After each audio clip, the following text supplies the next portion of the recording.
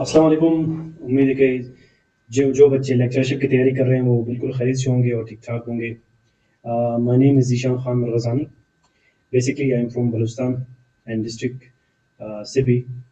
Direct topic पे आते हैं तो हम जिस तरह काफ़ी बच्चे इस तरह कह रहे थे कि आप जो है ना गेस्ट पेपर बनाएँ। अगर स्टडी के शोबे से बात की जाए तो रीड एंड राइट इंस्टीट्यूशन जो भी बच्चे कॉम्पिटिटिव के एग्ज़ाम्स की तैयारी कर रहे हैं, तो वो इससे बखूबी अंदाज़ा उनको होगा कि कहाँ पे है लाहौर में बेसिकली। उसके अलावा मैंने जीसी यूनिवर्सिटी लाहौर में भी एज़ इंटर्नी पढ़ाया है और अल्हम्दुलिल्लाह करंटली मैं लेक्चरर ऑफ साइकोलॉजी हूँ बलूचिस्तान में।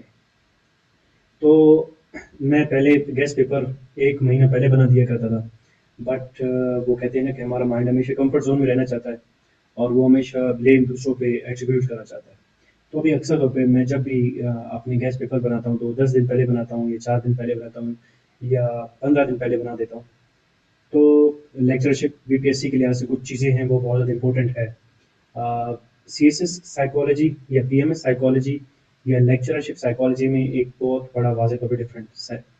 जब आप बीपीएससी लेक्चरशिप के पेपर देने के लिए जाते हैं तो वहाँ पे एक इम्पोर्टेंट चीज़ आती है कि आप किन के साथ कम्पीट कर रहे हो जिन्होंने पहले से बैचलर्स ऑफ साइकोलॉजी किया हुआ है या एमफिल किया हुआ है।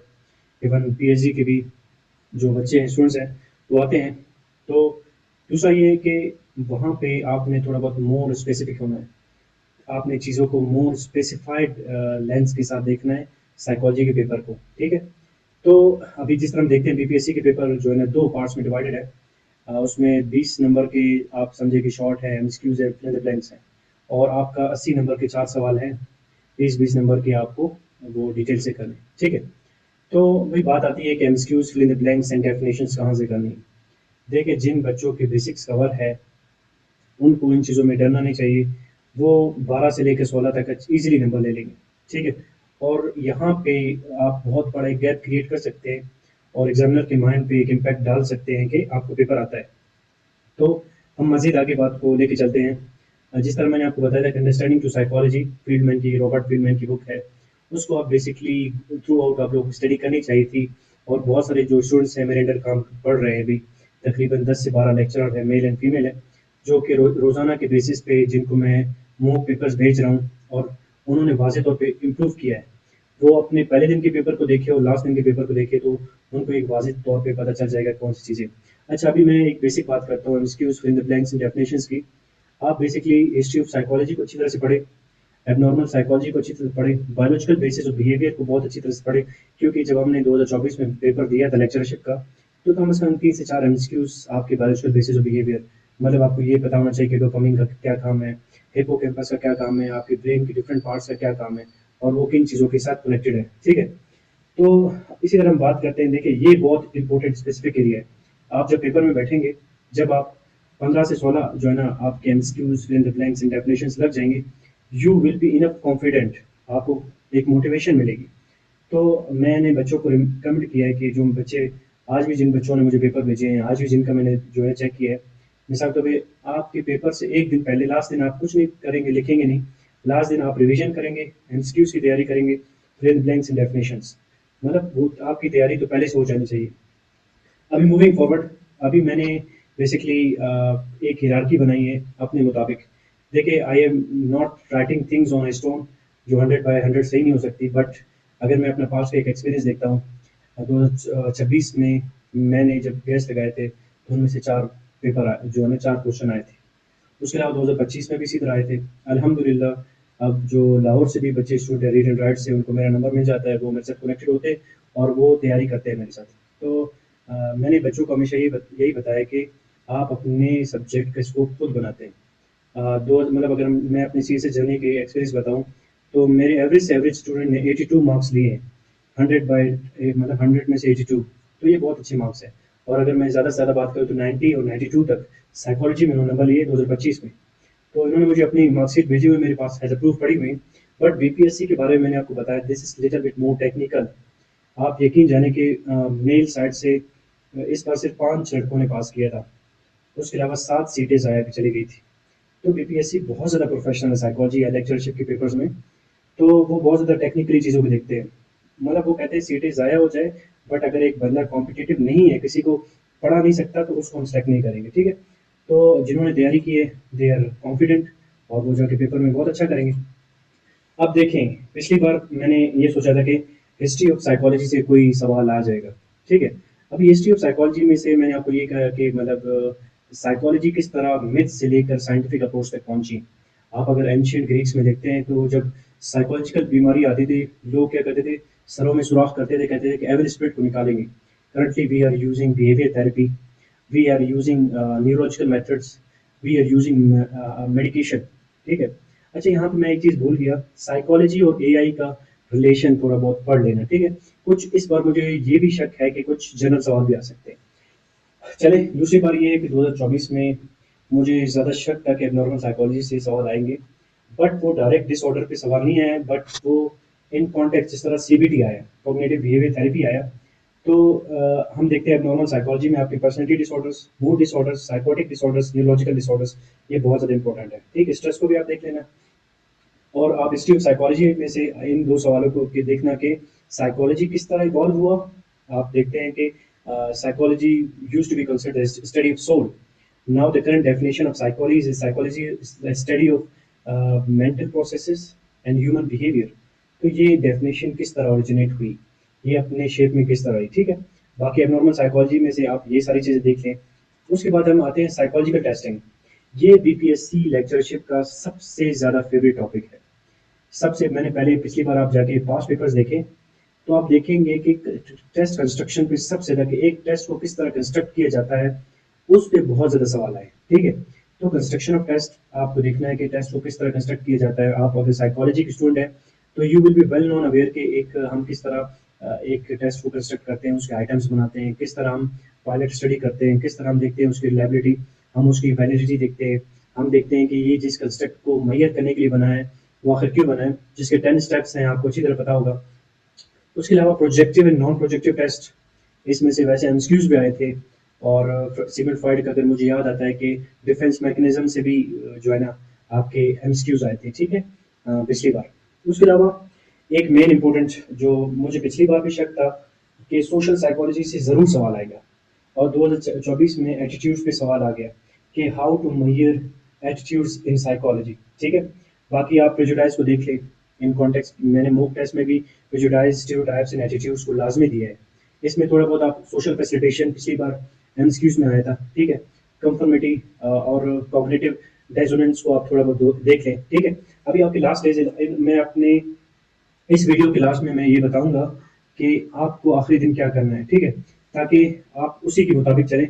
आपने अभी तक सारी तैयारी की होगी, जो स्टूडेंट्स मेरे अंडर काम कर रहे हैं, जिनको मैं हर दिन लिख पा रहा हूँ, आज भी मैंने उनसे मॉक टेस्ट लिया है। जो स्टूडेंट एक्टिव है मैं उनसे हर दिन टेस्ट ले रहा हूँ, ठीक है? तो मैं यही कह रहा हूँ कि जो स्टूडेंट्स मेहनत करने वाले हैं वो निकल जाएंगे। उसके बाद हम रिसर्च मेथडोलॉजी पे आते हैं। क्वालिटेटिव क्वांटिटेटिव रिसर्च भी इनका एक फेवरेट एरिया, इनको आप डिटेल से देखें। इनमें से मतलब मैं आपको कोई ये नहीं बता सकता कि ये स्पेसिफिकली है, ये आपको पूरा देखना चाहिए, क्योंकि आप सब ने बैचलर्स ऑफ साइकोलॉजी किया है, तो ये आपको डिटेल में आना चाहिए।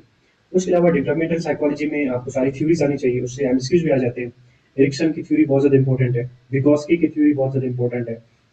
उसके अलावा हम बात करते हैं पियाजे की थ्योरी बहुत ज़्यादा इंपॉर्टेंट है, मॉरल डेवलपमेंटल बहुत ज़्यादा इंपॉर्टेंट है, ठीक है? यहाँ पे इसके बाद पिछली बार इंटेलिजेंस एंड इमोशनल इंटेलिजेंस पे सवाल आया था, और इस बार भी आ सकता है कोई जनरल सवाल कि पिछली बार यही सवाल है कि intelligence and emotional intelligence how they effect our life, ठीक है? How they effect our achievements. So आपको हर डायरेक्शन से याद करना है, और 2026 सीएसएस में भी ये सवाल आया था। उसके अलावा हम देखते हैं इमोशंस एंड मोटिवेशन, इसकी भी सारी थ्योरीज कर ले, और इस पर मैंने सवाल भी आपको दिए थे। हाँ, एक चीज़ मैं यहाँ पे शायद अपने नोट्स में देखना भूल गया, आपको मेमोरी और उसकी थ्योरीज प्रोसेसेस को देखना चाहिए, ठीक है ना? उसके अलावा थेरेपीज तो बहुत ज़्यादा इंपॉर्टेंट है। आपकी सीबीटी बहुत ज़्यादा इंपॉर्टेंट है, ठीक है? आपकी आरईबीटी बहुत ज़्यादा इंपॉर्टेंट है, आपकी बिहेवियर थेरेपी बहुत ज़्यादा इंपॉर्टेंट है, टेक्निक्स। यहाँ पे मुझसे स्टूडेंट्स ने कुछ पूछा था कि सर आप अपनी वीडियो में ये चीज़ भी जो है मेंशन लाजमी करें कि हम कहाँ पे गलती कर रहे हैं। आप लोग यहाँ पे जब आप किसी भी एबनॉर्मल डिसऑर्डर को बयान करते हैं तो आप ये मैंने आपको इसमें सिखाया कि बीपीएससी में पेपर जो है ना बहुत ज़्यादा थोड़ा बहुत स्पेसिफिक है। बीपीएससी एग्जामिनर को एक एक्सपर्ट बनना चाहिए। देखिए, अभी आप स्किज़ोफ्रेनिया लगाते हैं, बेशक उस पे सीबीटी लग जाता है, मतलब कॉग्निटिव बिहेवियर थेरेपी लग सकता है, बिहेवियर थेरेपी लग सकता है, but you have to be more specific. आपने वहाँ पे बताना है कि cognitive behaviour and social training बहुत ज़्यादा इंपॉर्टेंट है। और स्किज़ोफ्रेनिया इज़ मतलब उसकी वल्नरेबिलिटी जेनेटिकली हाई है बहुत ज़्यादा। तो आपने मेडिकेशन की भी बात करनी है, ठीक है ना? जिस तरह हम देखते हैं फ़ोबियाज़ में बेशक सीबीटी काम करता है, बट फ़ोबियाज़ में आप खुद बताएँ कि डिसेंसिटाइज़ेशन थेरेपीज़ ज़्यादा काम करती हैं। तो psychology is kind of a scientific study, ठीक है ना? वो एक डिफरेंट डिबेट है और ये भी सवाल भी आ सकता है नेचर और नर्चर पे एंड कि that psychology is study of science और समथिंग एल्स, ठीक है ना? तो आपने दोनों साइड को क्या करना है, कवर करना है क्योंकि साइकोलॉजी एक सेंटर पॉइंट है, दोनों में आता है, ठीक है ना? अगर हम देखते हैं बिहेवियर थेरेपी को, तो वो more like a scientific, but हम जब सिगमंड फ्रॉइड की बात करते हैं, तो फिर वो इतनी साइंटिफिक नहीं है, बट वो फिर भी किसी हद तक हमारी लाइफ में अप्लाई होती है। उसके अलावा बायोलॉजिकल बेसिस ऑफ बिहेवियर, पिछली बार तो डायरेक्ट सवाल आ गया था कि explain the biological basis of behaviour. अब यहाँ पे आपने क्या ये अच्छा ये सारे जो बायोलॉजिकल बेसिस बिहेवियर, ये आपके एमसीक्यूज़ के कॉन्टेक्स्ट में भी बहुत ज़्यादा इंपॉर्टेंट है, ठीक है? और ये इसमें से सवाल भी आ जाता है। पिछली बार बताया था कि बायोलॉजिकल बेसिस ऑफ बिहेवियर बताओ, हार्मोन्स किस तरह काम करते हैं, ठीक है? नर्वस सिस्टम देखो, हार्मोन्स हम देखते हैं कि डोपामाइन की डिसरेगुलेशन अगर होती है, तो कौन सा सबसे ज़्यादा आपको क्या होता है, कौन सा डिसऑर्डर होता है? सेरोटोनिन अगर हाई हो या कम हो, उससे कौन सा डिसऑर्डर होता है, ठीक है ना? जिस तरह हम डोपामाइन का देखते हैं, डिसरेगुलेशन जब होती है तो स्किज़ोफ्रेनिया होता है, ठीक है ना? सेरोटोनिन जब आपके बहुत ज़्यादा होता है तो लाइकली टू चांस कि आपको डिप्रेशन होता है। नर्वस सिस्टम आपको इसी तरह बनाए, ब्रेन और इसके पार्ट्स, न्यूरॉन्स, ग्लैंड्स, यहाँ पे आप डायग्राम्स भी बहुत अच्छी तरह से बना सकते हैं, ठीक है? अब एक चीज़ बहुत ज़्यादा इंपॉर्टेंट है, यहाँ पे हमें डिस्कस करना चाहिए ताकि सारे स्टूडेंट्स को जिस तरह देखें, ये मैं अपने चैनल पे और चीज़ों पे इस वजह से शेयर कर रहा हूँ। जब हम इस प्रोसेस में थे, हमारे पास कोई हमें इतना मदद नहीं करता था। हमने समझे बहुत पापड़ बेले हैं, उसके बाद हमने स्ट्रेटजीज़ को खुद अचीव किए। बेशक कुछ हमें सीनियर्स ने बताया था कि ये चीज़ें आपने करनी है, बट मैं आपको गारंटी से बता सकता हूँ कि आज तक किसी ने वीडियो नहीं बनाई और आज तक एक टीचर ने 10 से लेके 15 स्टूडेंट्स को अकेला खुद नहीं पढ़ाया, उनके पेपर्स खुद चेक नहीं किए, ठीक है ना? हम मैं बेसिकली ये चाहता हूँ कि साइकोलॉजी का एक स्कोप बने और वो टैलेंटेड बच्चे सामने आए जिनका शौक है साइकोलॉजी में काम करना, ठीक है? तो इंशाल्लाह हम पेपर्स के बाद एक अपना ऑनलाइन सेशन भी रखेंगे। हम देखते हैं कि किस एरिया में एक्सपर्टीज़ है, तो हम इस पे काम करेंगे। तो अगर इन वीडियो से आपको थोड़ा बहुत हेल्प मिला है, अगर आपको लगता है कि थोड़ा भी आपको जो है ना डायरेक्शन मिला है, तो आप इसे मैक्सिमम अपने लोगों के साथ शेयर करें ताकि हमारे चैनल के साथ और हमारे यूट्यूब चैनल के साथ सारे लोग कनेक्टेड हों, हम आपस में चीज़ों को शेयर करें और हम एक दूसरे से सीखें। तो इंशाल्लाह इससे आपको फ़ायदा होगा। Best of luck. और एक एडवाइस ये है कि आपका पेपर जिस दिन होगा, एक दिन पहले, अगर जो स्पेसिफिकली मेरे स्टूडेंट्स जो आप दिन राइटिंग प्रैक्टिस कर रहे हैं, एक दिन आप पहले कुछ भी नहीं लिखेंगे। उस दिन आप किस चीज़ की तैयारी करेंगे, आप अपनी रिवीजन करेंगे। सेकेंडली आप अपने जाके एमसीक्यूज़ देखेंगे, फिर इन द ब्लैंक्स की तैयारी करेंगे डेफिनेशंस की। उसके अलावा आप रात 6 बजे के बाद, एक दिन पहले 6 बजे के बाद अपने आप को रिलैक्स करेंगे। आप बिल्कुल पुरसुकून होंगे और कोशिश करना कि पेपर से पहले 1 घंटा आपने पहले हाल में पहुँचना है, अपने आप को रिलैक्स करना है, अपने टाइम से जाना है, ठीक है ना? क्योंकि हमें क्वेटा के हालात के पता नहीं है, तो कभी ट्रैफिक जाम हो सकता है, कुछ भी हो सकता है। 1 घंटा आप हमेशा पहले जाएँ। तो मेरी तरफ से यही सारी चीज़ें हैं। बाकी आप सारे मेरे साथ कनेक्टेड है, कोई और सवाल है तो आप लोग ज़रूर मुझसे कर सकते हैं। तो best of luck from my side. तो अगर आपको थोड़ा भी फ़ायदा हुआ है, तो इस नेटवर्क को आप ज़्यादा से ज़्यादा लोगों के साथ शेयर करें। Thank you so much. जज़ाकल्लाह।